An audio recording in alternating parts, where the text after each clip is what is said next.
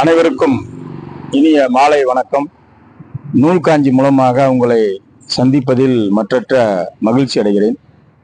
இன்னைக்கு நம்ம பேசக்கூடிய தலைப்பு என்னை பாதித்த கதைகளும் மனிதர்களும் என்ற தலைப்பில் உங்களோடு உரையாற்ற இருக்கிறேன்.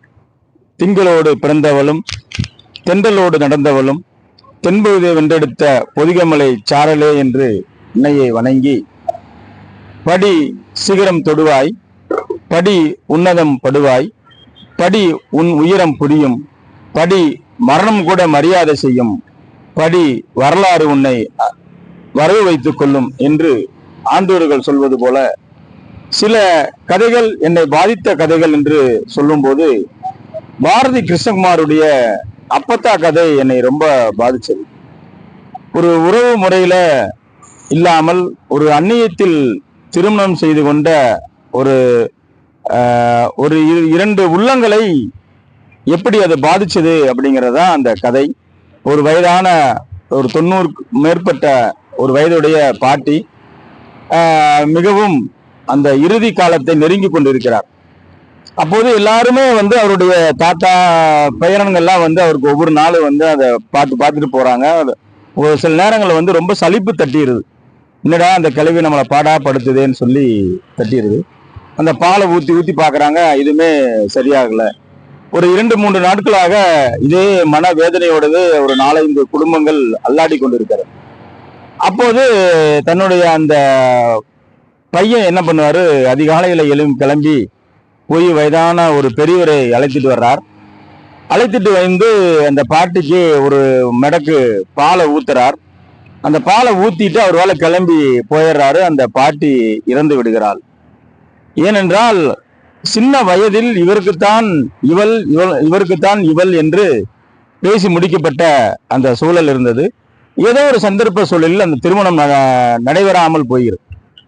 அப்போது அந்த கடைசி வரையிலும் அந்த பாட்டிக்குள்ள அந்த அந்த தன் முதல் அந்த காதலை மனசுக்குள்ள போட்டு புதைச்சு வச்சுட்டே இருந்திருக்கார். இதுதான் அந்த அப்பத்தா அப்படிங்கிற ஒரு சிறுகதை. அதில் முதல் முறையாக நான் ஆனந்த விகடனில் அதை படித்த போது கண் கலங்கி போனேன். ஒவ்வொரு கதைகளையும் நான் வாசிக்கும் பொழுது ஏதோ ஒரு கதாபாத்திரங்கள் நம்மளுடைய பழகிய கதாபாத்திரங்களாக அது வந்து போகும். சில கதைகள் மனசுல அப்படியே நிற்கும். அதுதான் சிறுகதைகள்ல நம்ம சொல்லக்கூடிய பாதிச்ச கதை சில கதைகள். அதே போல ஆனந்தவனில் 96 தொடர்ந்து நிறைய சிறுகதைகளை சேகரித்து வைத்திருக்கிறேன். ஒரு 600க்கும் மேற்பட்ட கதைகளை தொகுத்து ஒரு 100க்கும் மேற்பட்ட கதைகளை கல்லூரி பாடத்திட்டத்திற்காக நான் வாசித்து கொண்டிருப்பேன். அப்போது எஸ். ராமகிருஷ்ணனுடைய கோகுலவாணி யாருக்கும் நினைவிருக்காது என்று ஒரு சிறுகதை. அந்த கோகுலவாணி ஒரு கல்லூரி படித்த பெண். அந்த வீதியில் நடந்து வரும்பொழுது ஒருவன் வலுக்கட்டாயமாக அந்த பெண் மேல ஒரு ஆசிட்டை ஊத்திடுறான். அது ஆசிட்டை ஊத்துனதுக்கு அப்புறம் அந்த பொண்ணு நடமாட முடியாம பாத்தீங்கன்னா அந்த சாலை தன்னுடைய தோல்ல போட்டு கழுத்துல போடுற சாலை முகத்துல போட்டு மறைச்சிக்கிட்டே போயிட்டு வந்துகிட்டு இருக்கும். அப்ப யாராவது பார்க்கும்போது இந்த பொண்ணு எங்கேயோ பார்த்தமா இருக்குன்னு சொல்லி கேட்பாங்க. அப்ப கேட்டு இருக்கும் போது அந்த பொண்ணை யாருக்கும் நினைவு இருக்காது. அப்புறம் யாராவது ஒருத்தர் நிறுத்தி யாருமான்னு கேட்கும் போது அந்த பொண்ணு நான் தான் கோகிலவாணி அப்படின்னு அந்த பொண்ணு சொல்லும் போது அப்பதான் ஒருத்தர் சொல்லுவாரு, இந்த கோகிலவாணி பேர் மட்டும் தெரியுது ஆனா நினைவில் இருக்காது அப்படின்னு சொல்லி அந்த கதையை நகரும். பொதுவாகவே எஸ். ராமகிருஷ்ணனுடைய கதைகள்லாம் பார்த்தீங்கன்னா ரொம்ப பிடிச்ச கதைகள் நிறைய இருக்கும். அதே மாதிரி அவருடைய ஒரு கதை விருதுநகருக்குள்ள இருக்கிற ஒரு பஸ் ஸ்டாண்டுக்குள்ள இருக்கிற ஒரு பூக்கடை. அந்த பூக்கடைக்காரர் என்ன பண்ணுவாரு, டெய்லி கிளம்பும் பொழுது பூக்கடைக்கு முன்னாடி 2 மாலையை தொங்க விட்டு போயிடுவாராம். அந்த இரவில் நடு இரவிலோ அல்லது அதிகாலையிலோ யாராவது இறந்துட்டாங்கன்னா அந்த கடையில அந்த மாலையை எடுத்துட்டு போய் அவங்களுக்கு சாமி கும்பிடுவாங்க. மறுநாள் அந்த கடைக்காரர் பணத்தை கொடுக்கறதுக்காக வருவாரு.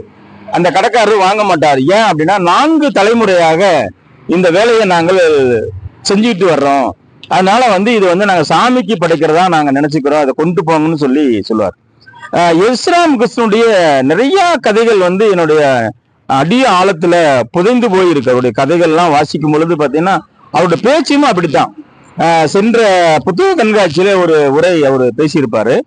பேசும் பொழுது ரொம்ப பிடிச்ச சில உரைகள் நான் உங்களோட பகிர்ந்துக்கிறதுக்காக விரும்புறேன்.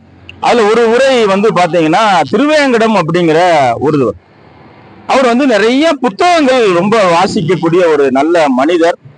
அப்ப அந்த மனிதர் வந்து நிறைய இரவல் வாங்கி புத்தகத்தை வாங்குவாரு. அதே மாதிரி ஒரு புத்தகத்தை ஒருத்தர் வாங்கும் போது முன்கூட்டியே வந்து அந்த அவரை பத்தி ரொம்ப பெருமையா பேசுவார். ஐயோ இந்த புத்தகம் ரொம்ப பிடிக்குங்க, நிறைய கேட்டிருக்கேன், இதே மாதிரி இன்னொரு வால்யூம் இருக்கு, இன்னொரு தொகுதி இருக்கு, அது கொடுத்தாலும் நான் படிச்சுட்டு கூட தருவேன்னு சொல்லி இப்படியே வாங்கிட்டு போவார்.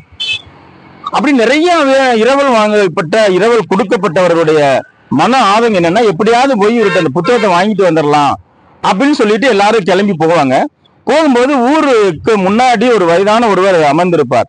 இந்த மாதிரி திருவேங்கடம் அப்படிங்கிற ஒருத்தரை பாக்குறதுக்காக வந்திருக்கிறோம், எங்களுக்கு நிறைய புத்தகங்கள் வாங்கினாரு படிக்கிறதுக்கு, அதை திருப்பி வாங்குறதுக்காக நான் வந்திருக்கிறோன்னு சொல்லும்போது, நீங்க திருவேங்கடத்தை பார்க்கவும் முடியாது, அவர்கிட்ட நீங்க புத்தகத்தை வாங்கவும் முடியாது அப்படின்னு சொல்லுவாங்க. ஏன் என்று கேட்பா, ஒரு வாரத்துக்கு முன்புதான் அவர் இறந்து போனார் அப்படின்னு சொல்லி அதை பெரியவர் சொல்லுவாரு. என்ன ஏதுன்னு கேட்கலாமேன்னு எல்லாரும் வீட்டுக்கு போய் நல விசாரிப்பாங்க. ஒரு கட்டத்துல வந்து அவர் எந்த வேலை கொடுத்தாலும் இந்த வேலையை செய்யணும்னு சொல்லும்போது, படிச்சுட்டு செய்யறேன்னு சொல்லி அந்த வாசிப்புலயே இருப்பார். அப்போ ஒரு கட்டத்துல தன்னுடைய மகனுக்கு அவருக்கு ஒரு வாக்குவாதம் நடந்துடும். அந்த வாக்குவாதம் நடக்கும் பொழுது அது ஏதோ ஒரு கோபத்துல அவர் தள்ளி விட்டுருவாரு. அவர் பின்னாடி தலையில அடிபட்டு அவர் இறந்து போயிடுவாரு. சரி, இறந்துதான் போனாரு, அந்த புத்தகத்தாவது கொடுங்கன்னு சொல்லி கேட்கும்போது, அவர் மேல் இருந்த கோபத்தினால் ஒரு 5000-10,000 புத்தகங்களை அவர் பிணத்து மேலேயே அடுக்கி எல்லாத்தையும் தீ வச்சு கொளுத்திட்டோம் அப்படின்னு சொல்லுவார். அப்போ இது வந்து அந்த வயதானவர் சொல்லுவாரு, சின்ன வயசுல அவனும் சின்ன வயசா இருக்கும்போது நிறைய புத்தகம் படிச்சுட்டே இருப்பான். அவங்க அப்பா வந்து விவசாயி, உழவு ஓட்டிட்டு இருப்பாரு, இந்த வேலை செய்யடான்னு சொல்லுவாரு. அந்த வேலையை செய்யாம படிச்சுட்டே இருப்பான், இப்படியே படிச்சுட்டே இருறான், என்னைக்காவது இந்த புத்தகத்தோட வச்சு உன்னையும் கொளுத்து போறாங்கன்னு பாரு அப்படின்னு அவங்க அப்பா சொன்னாரு. அது எத்தனை ஆண்டுகள் கழித்து அது அவங்க அப்பா சொன்ன வாக்கு நிறைவேறி இருக்கிறது என்று எஸ். ராமகிருஷ்ணன் ஐயா வந்து அந்த உரையில பேசுவார். அந்த ஒரு முறைதான் அந்த உரையை நான் கேட்டேன். அவ்வளவு விஷயங்கள் இப்ப எனக்குமே சில நேரங்கள் என்னோட வீட்லயுமே ஒரு 6000 புத்தகங்கள் வீட்டுக்குள்ள இருக்கு. அப்ப நினைச்சு பார்ப்பேன், எனக்கும் இந்த நிலைமை வந்துருமோ அப்படின்லாம் அந்த உரையை கேட்கும் போது நினைச்சிருப்பேன். நிறைய நூல்களை வந்து வெளியே வந்து இலவசமா நிறைய வந்து இது சிறப்பு செய்யறதுக்காக கொடுப்பாங்க.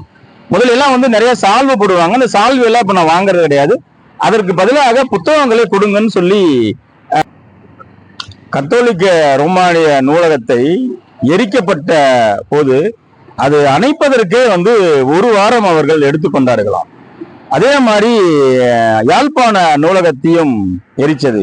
இது ஏன் எரிக்கிறார்கள் என்றால், அந்த நூல்கள் வந்து படித்து ஒரு அறிவாளியாக கேள்வி கேட்பார்கள் என்ற காரணத்தினால்தான் இந்த நூல்கள் எரித்தார்கள் என்று சொல்வார்கள். பொதுவாகவே ஒரு நூலகம் வந்து கௌரவமா இருக்குன்னு சொல்லுவாங்க. ஏன்னா எதை பத்தியும் கவலைப்படாது, எல்லா விஷயங்களும் என்னிடத்தில் இருக்கிறது என்று சொல்வார்கள். பொதுவாகவே நூல்களை பத்தி பேசும் பொழுது நம்மளுடைய நகைச்சுவை நடிகர்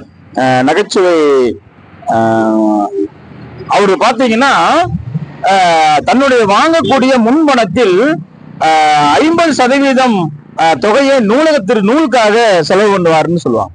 அதே மாதிரி எனக்கு இன்னொரு செய்தி சொன்னாங்க. பொதுவாகவே நூல்களை வந்து வாசிக்கிற விஷயங்கள் வந்து, எவன் ஒருவன் என்னை மேலிருந்து கீழ் நோக்கி தலைகுனிந்து வாசிக்கிறானோ இந்த சமூகத்தில் அவனை தலைநிமிர வைப்பேன் என்று ஒரு நூல் சொல்லும் என்று சொல்வார்கள். யாரு முன்னாடியும் நீ தலைகுனிய கூடாது என்பதற்காகத்தான் நீ கையெழுத்து போடக்கூடிய பேனா தலைகுனியுது என்று சொல்லுவார்கள். அதே மாதிரி பேரறிஞர் அண்ணாவை பத்தி சொல்லுவாங்க. அண்ணாவுக்கு ஒரு நூலை வந்து புதுசா நான் ரொம்ப நாள் வாசிக்கணும்னு நினைச்சிட்டு இருந்த ஒரு நூல் கையில கிடைச்சுன்னு சந்தோஷப்பட்டு இருப்பாரு. அந்த நேரம் பார்த்து முரசொலி மாறன் வந்து நாளைக்கு மதியம் உங்களுக்கு அறுவை சிகிச்சை ஆபரேஷன் பண்ண போறாங்கன்னு சொல்லி முரசொலி மாறன் சொல்லுவார். அப்போது அண்ணா வந்து நான் ரொம்ப நாள் படிச்சுக்கிட்டு இருந்த நூல் இன்னைக்கு தான் கிடைச்சிருக்குது, அந்த நூலை வாசிச்சு முடிச்சுக்கிறேன், அதுக்கப்புறம் நீங்க ஆபரேஷன் பண்ணுங்கன்னு சொல்லுவாரு. ஒருவேளை நீ செய்யக்கூடிய ஆபரேஷனில் அறுவை சிகிச்சையில் நான் இறந்து போனேன் என்றால் அந்த புத்தகத்தை வாங்கி படிக்க முடியாதுங்கிற ஏக்கத்திலே என்னுடைய ஆத்மா சாந்தி அடையாமல் கூட போய்விடும் என்று பேரறிஞர் அண்ணா சொன்னதாக வரலாறு ஒன்று. இப்படிப்பட்ட நல்ல இலக்கியவாதிகளையும் நல்ல நூல்களையும் உங்களோட பகிர்ந்து கொள்வதில் நான் மற்றற்ற மகிழ்ச்சி அடைகிறேன். நன்றி, வணக்கம்.